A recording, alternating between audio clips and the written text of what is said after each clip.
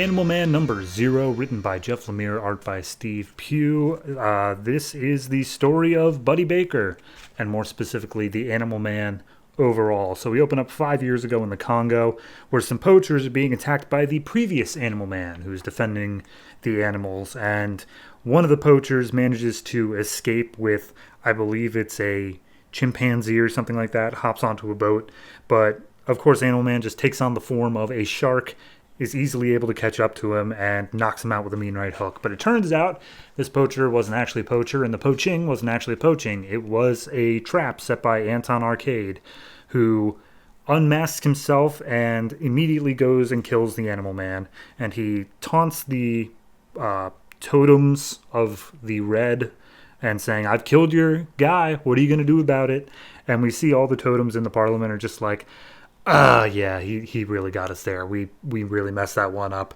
See, our next guy, our next Animal Man is not ready, and we can't really do anything at the time.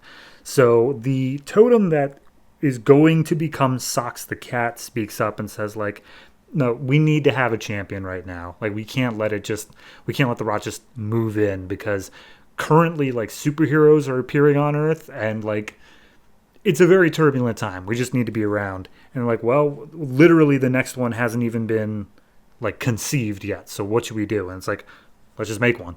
Let's just give some random human the abilities of the red and have them tied over until we get the next one. And they're saying like, we've never done that. It's like, well, desperate times, desperate measures.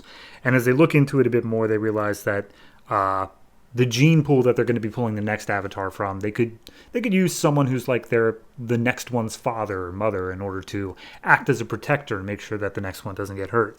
So they look into it and they feel it and they're like, okay, let's do it. Let's go ahead and make this happen.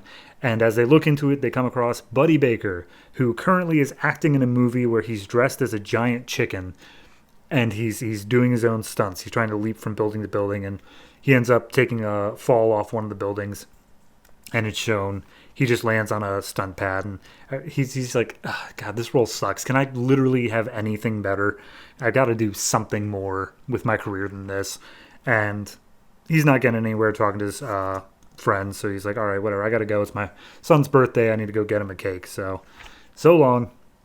So he's driving home. He calls his wife and picks up some comic books for Cliff. And as he's driving home, he sees this huge fireball go across the sky and crash land in the forest nearby. And he's like, whoa, all right, hey, I'll call you back, honey.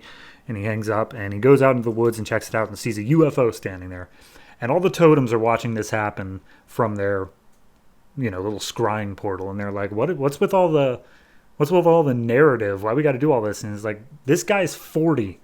Like, he's not going to just accept that we pull him into the red and he has powers over animals. We have to set up, like, a narrative that he can wrap his mind around, and so we're just gonna do the whole superhero thing.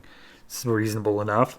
So he goes inside the UFO, and their custom tailors who will make him into the Animal Man have taken the form of green aliens, and they speak some indecipherable language and then put him to sleep and start doing operations on him. And they're talking constantly to Totem, saying like, okay, how strong should we make his connection to the red? And he's just like, oh, not super strong. He doesn't need too much. He just needs enough that he can protect his daughter when the time comes. And it's like, okay, and how powerful should he be? He's like, oh, barely anything. Just be able to feel a little bit of animals' powers and whatnot. Nothing too bad. And it's like, all right, cool. So what do we do with him now? We're done. It's like, dump him in the woods. He's fine. So they put him in the woods, put a costume next to him, and then he immediately wakes up and understands exactly what's going on. He puts on the costume. He's like, all right, let's see what my powers are. And he tries to jump and fly, but he just crashes to the ground. And when he lands, he sees he's being surrounded by all these woodland critters. And suddenly a sparrow lands on his finger, and he feels this deep connection to the sparrow. And all of a sudden, he's able to fly like the bird. And he's like, all right, cool. Linked to animals, but I can fly now. So he flies back home to his home, surprises his son by knocking out outside the window and just floating around and taking his son up for a flight. Meanwhile, his wife is like, do you care to explain any of this? So we get a 2-page spread of like, oh, he's saving children and he's taking up like animal rights and stuff like that. He actually gets some uh, big press with actual like movies and stuff like that he was doing, and that was only over the course of like 6 months. He really managed to make it go quickly. But one night he's coming home from superheroing, and his wife is still awake, and he's like, "Oh, I'm sorry. I hope you weren't waiting up for me." He's like, "No, look. Here's the thing. I need you to be safe, buddy. Like, I need you to be safe." And it's like, "Oh, you don't have to worry about me." He's like, "I'm not worried about you. I'm worried about us.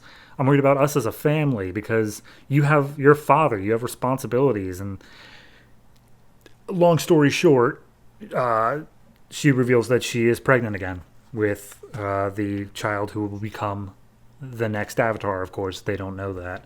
So we then cut to outside the house, and there's a dead squirrel on the pavement, which Anton uses to look through the eyes and see that this is happening. And the Hunters three are all like, "Oh, hey, she isn't even born yet. Should we go in? Should we act now? Should we get ahead of this?" And Anton's like, "No, no, leave her alive. I think she could be more useful to me if she lives for a little bit first." Dun dun dun. So overall, pretty just basic origin story. I think again, I haven't read the original Animal Man stuff. I'm sure that they, that whole green alien thing is lifted directly from there, and then this story is the one that updated it to be like, no, here's the red and here's all that stuff. So it's basically just retconning, saying that yes, this stuff did happen, but it happened differently than you think, which was already established in the prior issues of this series. It's nothing new. Art-wise, Steve Pugh, as always, does a fantastic job. Everything looks great in here. Definitely mimics Travel Foreman style, who makes a majority of the remainder of the series. It's just solid all around. I really don't have anything to complain about. It's nothing super amazing either. It doesn't do anything that's messing with like the storytelling perspective or anything like that. It's just a straightforward story of here's a random guy who got superpowers and what does he do with it? And for the most part, that's it. And then there's a larger backstory behind it, which is of course what we're dealing with in the main series. So overall, I'll say this is a 7. Just a nice, good read. Nothing wrong with it at all.